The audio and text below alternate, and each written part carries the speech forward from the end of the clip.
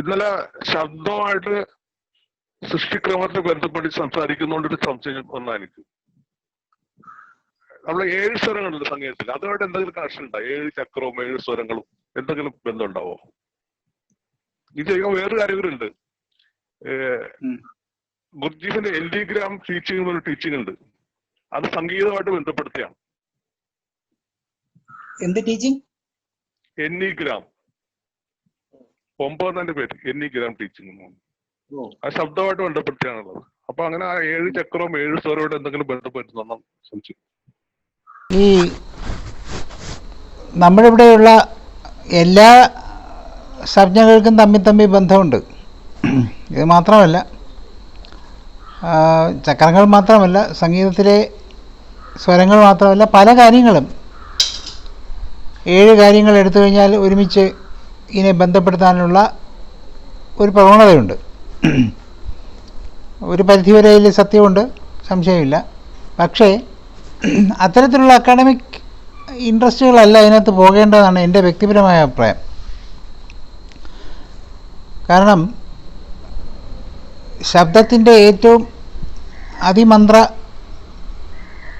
ഭാവത്തിൽ നിൽക്കുന്ന സ്വരമായിട്ട് നമുക്ക് ഷഡ്ജത്തിനെ കണക്കാക്കുകയാണെങ്കിൽ ഈ ഷഡ്ജം താരസ്ഥായിയിലും അതിതാരസ്ഥായിയിലുമുണ്ട്. അത് വീണ്ടും റിപ്പീറ്റ് ചെയ്യുന്നുണ്ട്. ഏറ്റവും മുകളിലുള്ളതും ഷഡ്ജം തന്നെയാണ്. അപ്പോൾ ഇങ്ങറ്റത്തും അങ്ങറ്റത്തും ഉള്ളത് പ്രപഞ്ചത്തിൻ്റെ ഘടനയെ സൂചിപ്പിക്കുന്ന രീതിയിൽ തന്നെയാണ് ഘടിപ്പിച്ചിരിക്കുന്നത്. പക്ഷേ അതിനെ സംഗീതവുമായിട്ട് ബന്ധപ്പെടുത്തി സംഗീതത്തിന് അങ്ങനൊരു ബന്ധമാണെന്ന് നമ്മൾ ആരോപിക്കുകയാണെങ്കിൽ അതിനകത്തുള്ള ഏറ്റവും പ്രധാനപ്പെട്ട ബുദ്ധിമുട്ട് എന്താണെന്ന് വെച്ച് കഴിഞ്ഞാൽ,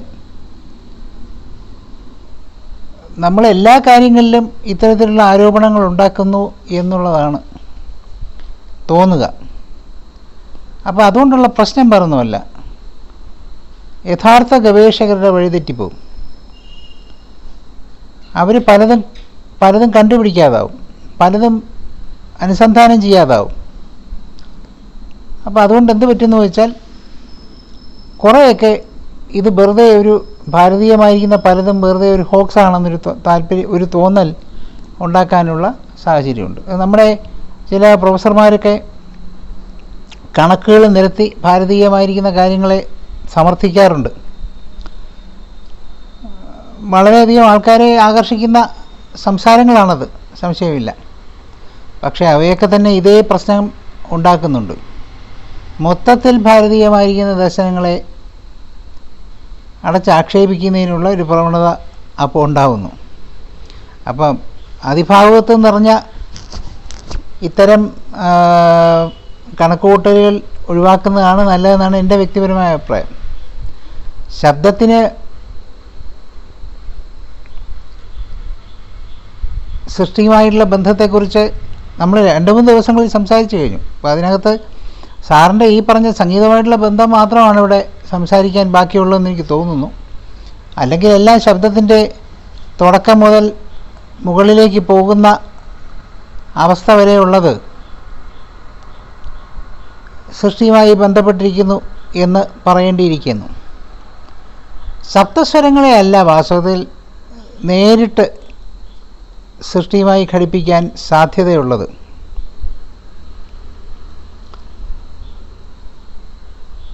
ഇതിനകത്ത് സാറ് ചോദിച്ച പോലെ സപ്തസ്വരങ്ങളാണ് ആദ്യം എടുക്കുന്നതെങ്കിൽ ഏറ്റവും തുടക്കത്തിലും ഏറ്റവും അവസാനം 7 സ്വരങ്ങൾ കഴിഞ്ഞിട്ടും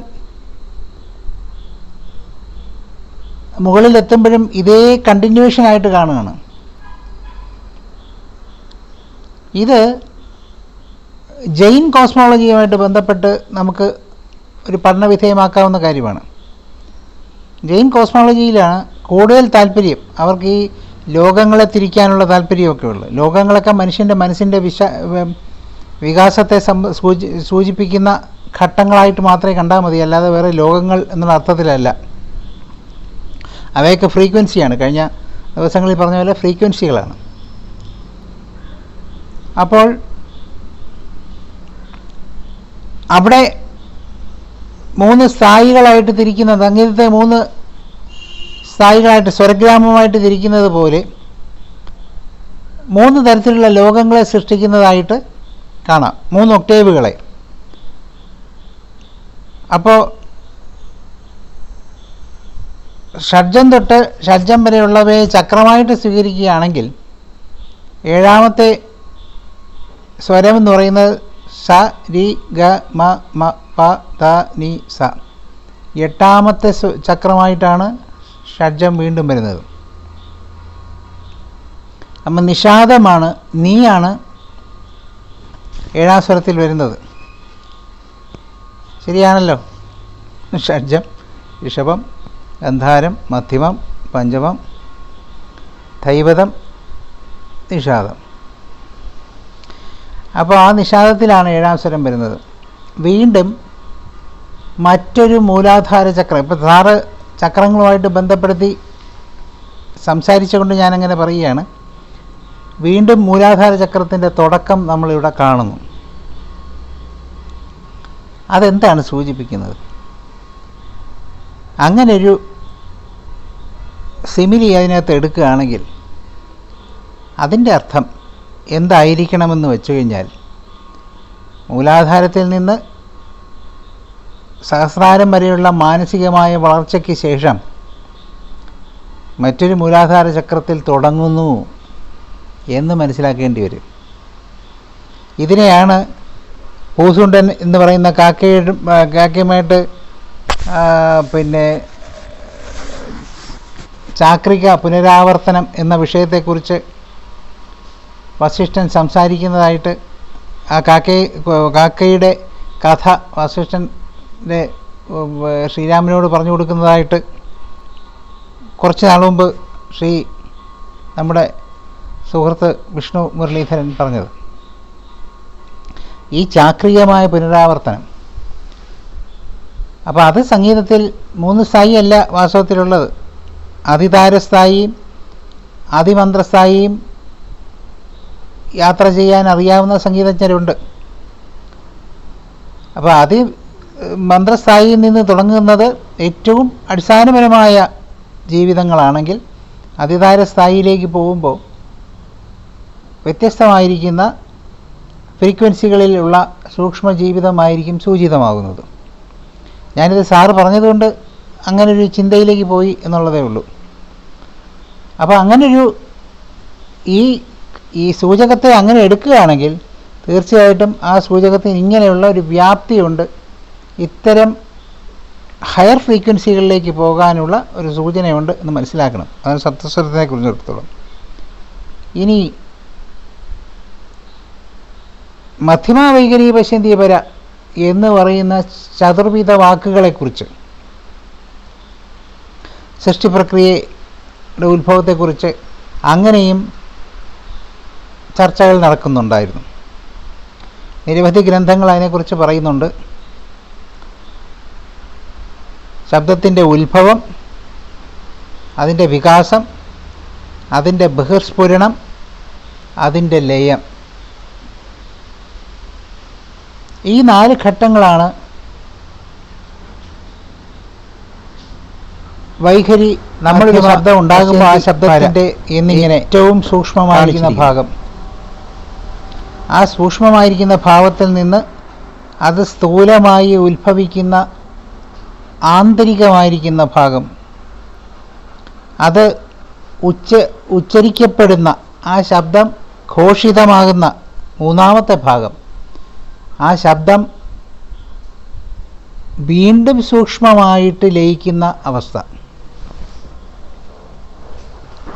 കാരണം എന്തുകൊണ്ട്? നാം കേൾക്കുന്ന ശബ്ദങ്ങളൊക്കെ എനർജി ഫോമായിട്ട് തന്നെ, ഊർജ്ജ രൂപത്തിൽ തന്നെ ഇവിടെയൊക്കെ നിലനിൽക്കുന്നു എന്നാണ് ഊർജ്ജതന്ത്രം പറയുന്നത്. അവയെ തിരിച്ച് ശ്രവിക്കാനുള്ള സംവിധാനങ്ങൾ മനുഷ്യനെ ഉണ്ടാക്കുമായിരിക്കും. ഇപ്പം തന്നെ ഉണ്ടോ എന്ന് എനിക്കറിയില്ല.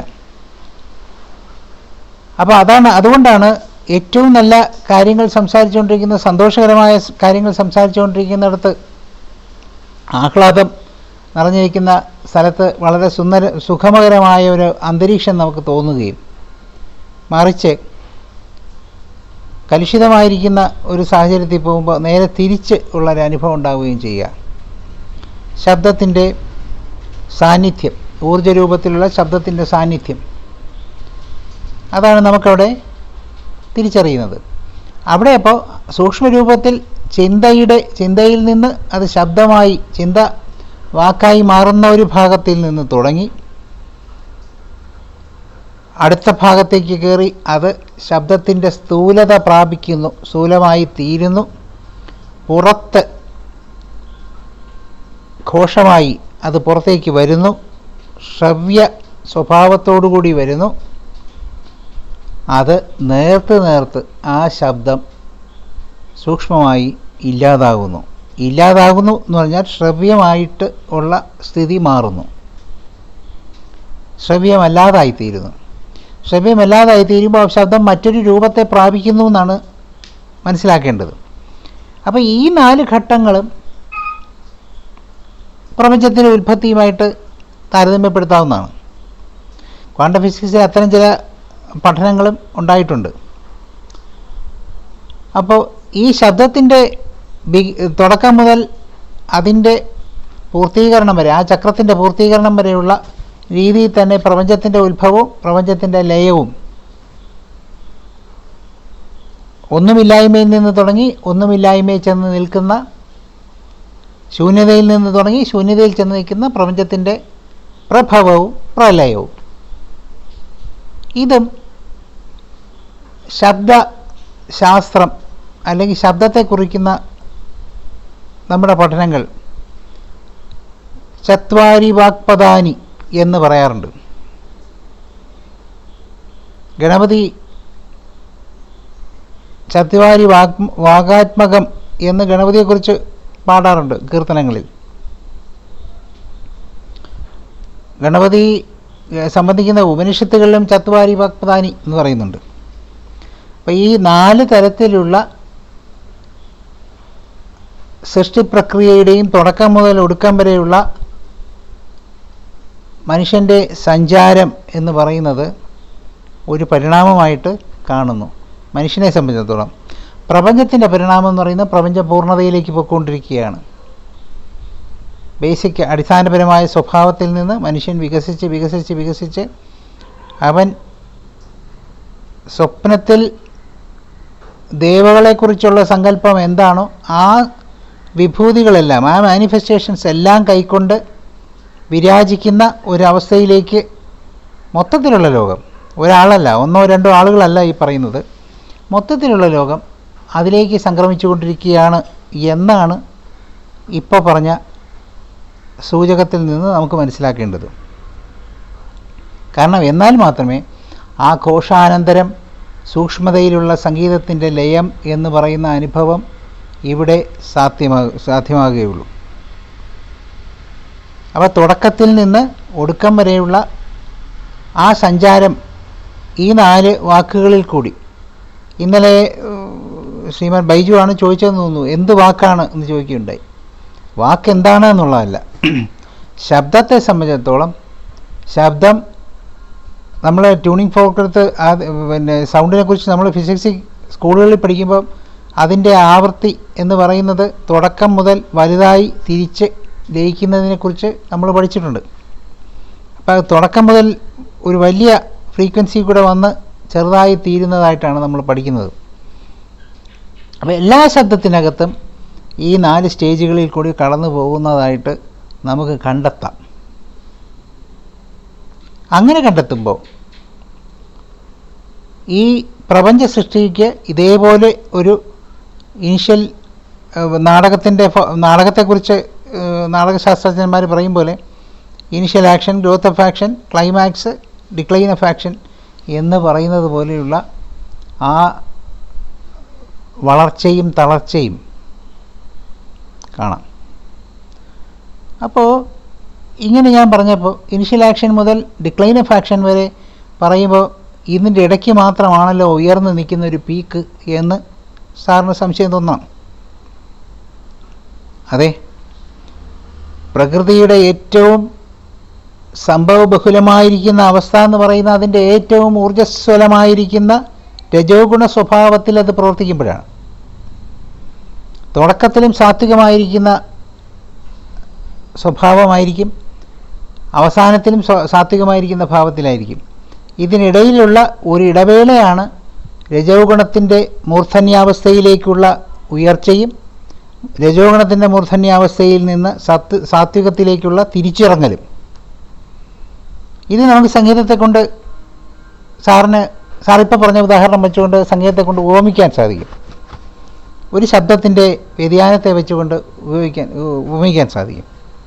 അപ്പോൾ തുടങ്ങി വരുന്ന ഇനിഷ്യൽ ആക്ഷനിൽ നിന്ന് ക്ലൈമാക്സിലേക്ക് പോകുന്നത്, ആ ക്ലൈമാക്സ് എന്ന് പറയുന്നത് രജോ ഗുണത്തിൻ്റെ ഏറ്റവും ശക്തമായിരിക്കുന്ന അവസ്ഥയാണ്.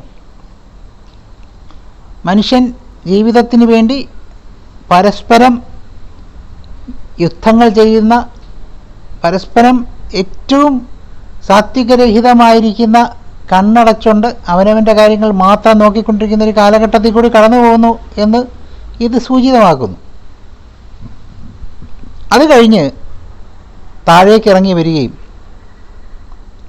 വീണ്ടും സമാധാനത്തിൻ്റേതായ, ശാന്തിയുടേതായ ഒരു അന്തരീക്ഷത്തിലേക്ക് പതുക്കെ പതുക്കെ തിരിച്ചിറങ്ങുകയും ആ സാത്വിക ഭാവത്തിലേക്ക് മനുഷ്യനെത്തുകയും ആ സമയത്താണ് ഞാൻ നേരത്തെ പറഞ്ഞ ദേവകൾക്ക് തുല്യമായിരിക്കുന്ന മനുഷ്യൻ്റെ വികാസം സംഭവിക്കുന്നു. മനുഷ്യൻ സ്വപ്നം കണ്ടുകൊണ്ടിരിക്കുകയാണ്.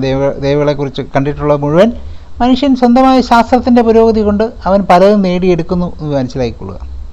നമ്മളിപ്പോൾ സംസാരിച്ചുകൊണ്ടിരിക്കുന്ന ഈ ഒരു മാധ്യമം ഇങ്ങനെയൊരെണ്ണം ഉണ്ടാകുന്ന എൻ്റെയോ സാറിൻ്റെയോ കുട്ടിക്കാലത്ത് ഒരിക്കലും സ്വപ്നം കാണാൻ പറ്റില്ല. സാറിൻ്റെ കുട്ടിക്കാലം എന്ന് പറഞ്ഞാൽ കുറച്ചുകൂടെ മുമ്പാണ്, അത് കഴിഞ്ഞാണ് എൻ്റെ കുട്ടിക്കാലം വന്നത്. അന്നുമില്ല. പക്ഷേ ഇപ്പോഴത്തെ കുട്ടികൾ ഇത് കണ്ടു തുടങ്ങുകയാണ്. അപ്പം അതുകൊണ്ട് അത്രയ്ക്ക് വികസനം നാൾതോറും ശാസ്ത്രം കൈവരിച്ചുകൊണ്ടിരിക്കുകയാണ്, പുരോഗമനം കൈവരിച്ചുകൊണ്ടിരിക്കുകയാണ്. അതുകൊണ്ട് ഈ പറയുന്നത് വെറുതെ ആയിട്ട് കരുതരുത്. അത്രയ്ക്ക് സാധ്യതകളിലേക്കായിരിക്കും മനുഷ്യൻ്റെ പ്രയാണം. കുറേ കഴിയുമ്പോൾ മനുഷ്യൻ്റേതായൊരു തത്വശാസ്ത്രത്തിൽ വിശ്വസിക്കേണ്ട, മാനവികതയുടേതായ തത്വശാസ്ത്രത്തിൽ, മനുഷ്യത്വ പൂർണ്ണിമയുടേതായ തത്വശാസ്ത്രത്തിൽ വിശ്വസിക്കേണ്ട ഒരു സാഹചര്യത്തിലേക്ക് തീർച്ചയായിട്ടും വരും. അതൊരിക്കലും ഇവിടെയുള്ള ദർശനങ്ങളിൽ നിന്ന് അന്യമല്ല. ഇവിടെ ഇതൊക്കെ നേരത്തെ പറഞ്ഞു കഴിഞ്ഞു. സിദ്ധാർത്ഥ ഗൗതമൻ ഇതൊക്കെ നേരത്തെ പറഞ്ഞു കഴിഞ്ഞു. സെൻ ഇതൊക്കെ നേരത്തെ പറഞ്ഞു കഴിഞ്ഞു. എല്ലാവരും പറഞ്ഞു കഴിഞ്ഞു. പക്ഷെ അതിൻ്റെ യഥാർത്ഥ സത്തയെ മറച്ചു വെച്ചുകൊണ്ട് നമ്മൾ അതിൻ്റെ ഒരു ഡ്യൂപ്ലിക്കേറ്റ് വെർഷനും കൊണ്ട് വെളിയിലിറങ്ങി വിതരണം ചെയ്തുകൊണ്ടിരിക്കുകയാണ് എന്നുള്ളത് കൊണ്ട് ഇത് പരിചിതമല്ല എന്നുള്ളത് മാത്രമേ ഉള്ളൂ. അപ്പോൾ അത് പരിചിതമാവേണ്ട സമയത്ത് പരിചിതമായിക്കൊള്ളും. നാട്ടുനടപ്പ് അങ്ങനെ ആയിക്കഴിയുമ്പോൾ അതാവുന്നു സത്യം. ഇത് ബലം കൊണ്ടാണല്ലോ പല കാര്യങ്ങളും നമ്മൾ വിശ്വസിക്കുന്നത്. ഇപ്പോൾ നമുക്ക് സയൻസിന് വിശ്വാസം വന്നു, സയൻസ് പറയുന്നതാണ് ഏറ്റവും സത്യമെന്ന് നമുക്ക് വിശ്വസിക്കാൻ ഇപ്പോൾ തോന്നുന്നു. എന്തുകൊണ്ട് തോന്നുന്നു? ഈ സയൻസ് വന്നത് ബലത്തിൻ്റെ കൂടെയാണ്. ബലം ഉപയോഗിച്ചുള്ള അധികാരത്തിൻ്റെ കൂടെയാണ്. ഗൗതമ ബുദ്ധൻ സംസാരിച്ചു പോകുമ്പോൾ ശ്രീ എം മാഷിമിൻ്റെ ഗ്രന്ഥത്തിൻ്റെ അവതാരികയിൽ, ശ്രീ ആനന്ദ് എഴുതിയ ഒരു അവതാരികയിൽ വായിച്ചപ്പോൾ അദ്ദേഹം പറയുന്നുണ്ട്, അന്ന് ആരാലും അധികം ഫോളോ ചെയ്യപ്പെടാത്ത, അറിയപ്പെടാത്ത ഒരു ഗുരു മാത്രമായിരുന്ന ഗൗതമ ബുദ്ധനെ സാർവത്രികനായിരിക്കുന്ന ഒരു ലോക ഗുരുവായി കൊണ്ടുവരുന്നത് അശോക ചക്രവർത്തിയാണത്രേ. ആയിരിക്കാം, തീർച്ചയായിട്ടും ആയിരിക്കാം. അദ്ദേഹത്തിന് ഒരു രാജകുമാരൻ എന്നുള്ള നിലയിലുള്ള അംഗീകാരം തീർച്ചയായിട്ടും കിട്ടിയിരുന്നു എന്ന് പറയാതിരിക്കാൻ പറ്റില്ല. ആ മൈലേജ് എന്തായാലും ഉണ്ടായിരുന്നിരിക്കണം. അപ്പം അങ്ങനെയുള്ള ഒരു സാർവത്രികമായിരിക്കുന്ന പ്രചാരം കിട്ടുന്നതിന് കാരണം ബലം, അധികാരമാണ്. അധികാരത്തിൻ്റെ ഭാഷയിലൂടെ വരുമ്പോൾ പല കാര്യങ്ങളും നമ്മൾ അക്സെപ്റ്റ് ചെയ്യുന്നു. അങ്ങനെ നമ്മൾ സയൻസും അക്സെപ്റ്റ് ചെയ്തു. ലോകം മുഴുവൻ സയൻസ് അക്സെപ്റ്റ് ചെയ്തു. സയൻസിൽ തെറ്റുണ്ടെന്നല്ല ഈ പറഞ്ഞതിൻ്റെ അർത്ഥം. പക്ഷേ ഒരു സംഹിതയ്ക്ക് സ്വീകാര്യത ഉണ്ടാകുന്നതിൻ്റെ പുറകിൽ ഒരു ബലമുണ്ട് എന്ന് നമ്മൾ തിരിച്ചറിയണം. എവിടെ ബലമുണ്ടെങ്കിലും അത്തരം ബലങ്ങൾ ഉദ്ഘോഷിക്കുന്ന വാദങ്ങളെ നിരായുധരായ മനുഷ്യർ, നിരാലംബരായ മനുഷ്യർ, പ്രജകൾ ഒക്കെ സ്വീകരിക്കേണ്ട സാധ്യതയുണ്ടാവും. ഇതെല്ലാ കാലത്തും ഭൂമിയിൽ നടന്നിട്ടുണ്ട്. സൊറാസ്ട്രിയാനിസം എവിടെയോ പോയി മറഞ്ഞു. എത്രയോ ഭൂഖണ്ഡങ്ങളിൽ നിറഞ്ഞു നിന്നൊരു സംഹിതയായിരുന്നു. അതെവിടെയോ പോയി മറഞ്ഞു. പിന്നീട് ബുദ്ധമതം ലോകം മുഴുവൻ പ്രചരിച്ചു. അപ്പോൾ സയൻസ് എന്ന് പറയുന്നത് പോലും നമ്മൾ വിശ്വസിക്കേണ്ട കാര്യം വന്നിരിക്കുന്നതിന് ബലത്തിൻ്റെ പിൻബലം ഉണ്ട്. ആ ബലം ഉള്ളതുകൊണ്ടാണ് നമ്മൾ വിശ്വസിക്കുന്നത്. അപ്പോൾ ഇതുപോലെ ബലം കൊണ്ടുവന്ന് എന്തൊക്കെ വിശ്വസിപ്പിക്കാൻ ഇനി മനുഷ്യനെ കിടക്കുന്നു. അപ്പോൾ ആ ബലങ്ങളെല്ലാം പരീക്ഷിച്ച് തളർന്നു കഴിയുമ്പോഴുള്ള സ്ഥിതിയിലാണ് ഞാൻ നേരത്തെ പറഞ്ഞ ആ സാത്വികാവസ്ഥയിലേക്ക് മനുഷ്യൻ പ്രവേശിക്കാം എന്നുള്ള പ്രത്യാശയുള്ളത്. അപ്പോൾ അതാണ് സംഗീതത്തിൻ്റെ വൈഖരി മധ്യമ പശ്യന്തി പര എന്ന് പറയുന്ന സൂക്ഷ്മതയിൽ നിന്ന് സൂക്ഷ്മതയിലേക്കുള്ള പ്രയാണം സൂചിപ്പിക്കുന്നതെന്ന് പറഞ്ഞു വേണം ഇതിനെ നിർത്താൻ.